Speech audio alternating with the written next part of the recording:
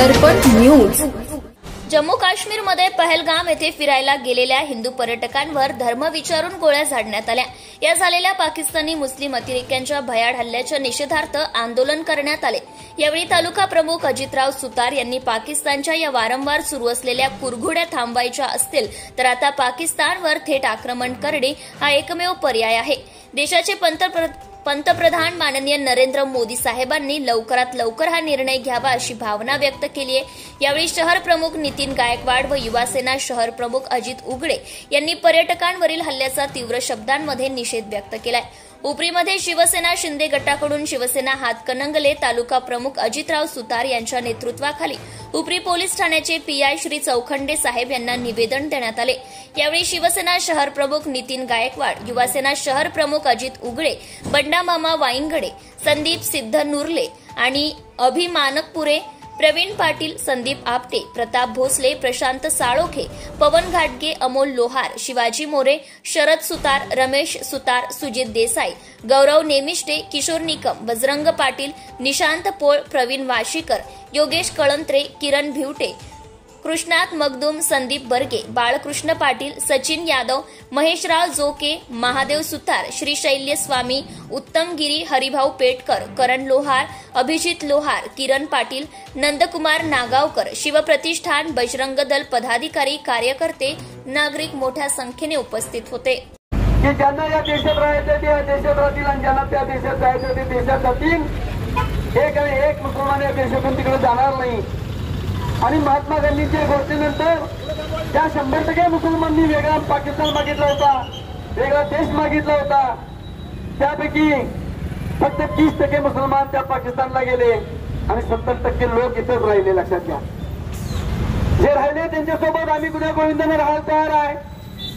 आम्ही राहतोय तिथं कुठल्याही धर्मात, दोन्ही धर्मामध्ये, गावागावामध्ये अत्यंत शांततेचं आणि चांगलं स्वरूप आहे।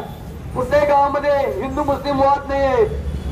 परंतु आज जाणीवपूर्वक पाकिस्तानने जे पाऊल टाकलंय ते गावागावामध्ये, देशामध्ये हिंदू आणि मुसलमानच्या मध्ये कशी भांडणं लागतील, कसा वाद पेटेल हा प्रयत्न त्यांनी चालू केलेला आहे। कारण त्या ठिकाणी गेलेल्या पर्यटकांना फक्त हिंदुत्व आहे हे शोधून त्यांनी गोळ्या घालण्याचं काम केलंय। मित्रांनो, यापूर्वी देखील आपल्या देशावरती 1947 नंतर अनेक दहशतवादी हल्ले झाले। ते सर्व दहशतवादी हल्ले पाकिस्तान पुरस्कृत होते, पाकिस्तानच्या सहकार्याने झाले होते। प्रत्येक वेळी आपल्या सरकारनं प्रत्येक युरोमध्ये जायचं आणि पाकिस्तानचा निषेध करायचा आणि अमेरिकेकडे दयाची, यात्रेची भीक मागायची अशी पद्धत चालू होती। परंतु 2014 साली या देशाला आणि आपल्या भारताला, आपल्या सर्वांना आदरणीय सन्माननीय नरेंद्र मोदींच्या रूपानं पंतप्रधान म्हणून लाभले आणि मोदीजींनी या देशातील दहशतवाद संपवण्यासाठी अत्यंत कठोर पावले उचलली। ज्यावेळेस दहशतवादी हल्ला झाला त्यावेळेला आपल्या देशाच्या पंतप्रधानांनी पाकिस्तानवरती एअर स्ट्राईक केला आणि पाकिस्तानातील अतिरेक्यांचे जे हत्या होते ते उद्ध्वस्त करून टाकले। त्या पाकिस्तानच्या अतिरेक्यांच्या कंबरला मोडण्याचं काम आपल्या देशाच्या पंतप्रधानांनी केलं। त्यानंतर या अतिरेक्यांनी डोकं वर काढण्याचं थांबवलं होतं, परंतु आता पुन्हा एकदा या अतिरेक्यांनी डोकं वर काढलेलं आहे। आज आमच्या देशवासियांची मागणी आहे देशाच्या पंतप्रधानांच्याकडे, आमच्या देशवासियांच्या भावना समजून घ्या, पंतप्रधानांनी समजून घ्याव्यात। आम्हाला तर पुन्हा एअर स्ट्राईक नको आहे, तर थेट हल्ला पाहिजे। त्या पाकिस्तानावरती हल्ला झाला पाहिजे आणि भारताने हल्ला करून त्या पाकिस्तानचा नामोनिशाण मिटवला पाहिजे अशी आमच्या संपूर्ण देशवासियांची भावना आहे, भूमिका आहे। मित्रांनो, आपल्या शरीरामध्ये एखादा रोग झाला तर तो रोग समूळ नष्ट करण्यासाठी आपण सगळ्या उपाययोजना करतो, वेळ पडली तर त्याच्यासाठी ऑपरेशन देखील करतो।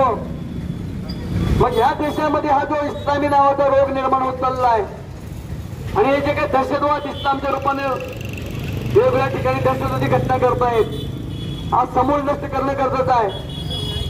आज आपण त्या पाकिस्तान रूपी राक्षसाला ओळखू शकलो नाही, लक्षात घ्या. कारण आज आपले कित्येक लोक म्हणतात नाही नाही ते सरकारला लय पैसे मिळत होते. काल एका शिक्षकांशी माझं बोलणं झालं. अनेक उच्च शिक्षित मला म्हणतो की जम्मू काश्मीरमध्ये पर्यटक लय यायला लागलेत आणि त्यातून भारत सरकारला पैशाचा फायदा व्हायला लागलाय, भारत सरकारला टॅक्स भरपूर मिळालाय आणि ते त्या लोकांना नको आहे. भारत सरकारला मिळणारा पैसा मिळू नये म्हणून त्या लोकांनी हल्ला केला. मी त्या सरांना म्हणलं की सर तुम्ही शिक्षक आहे, तुम्ही कुठल्या दिशेला चाललाय, पैशाशिवाय तुम्हाला दुसरं काही दिसत नाही का? मूळ रोग काय तुम्ही समजून घेत नाही आणि पैशाकडे तुम्ही चाललाय. म्हणजे किती दुर्दैव आहे, आपल्या लोकांना कळत नाही आहे. मित्रो, आम्हाला गुरुजी नेहमी सांगतात समुद्राच्या लाटा कधी थांबत नाही. तुम्ही कधीही बघा, एक क्षण देखील समुद्राची लाट कधी थांबलेली नाही. काय कधी मावसाळी नसत्या. भ्रष्टाचार संबंधी काही माहिती असल्यास, अगर लाच मागणाऱ्या लोकसेवकाबद्दल तक्रार असल्यास लाचलुचपत प्रतिबंधक विभागाशी संपर्क साधावा. श्री सरदार नाळे, लाचलुचपत प्रतिबंधक विभाग, कोल्हापूर. पोलीस उप अधीक्षक. संपर्क क्रमांक 96 73 50 65 55. कार्यालयाचा पत्ता पोलीस उप अधीक्षक, अँटी करप्शन ब्युरो, कोल्हापूर. 96 73 50 65 55 78 75 33 33 33. कार्यालयीन दूरध्वनी क्रमांक 0231 25 40 98 9. व्हॉट्सअप क्रमांक 78 75 33 33 33. निशुल्क फोन क्रमांक 1064. Email dysp@kolhapur@gmail.com.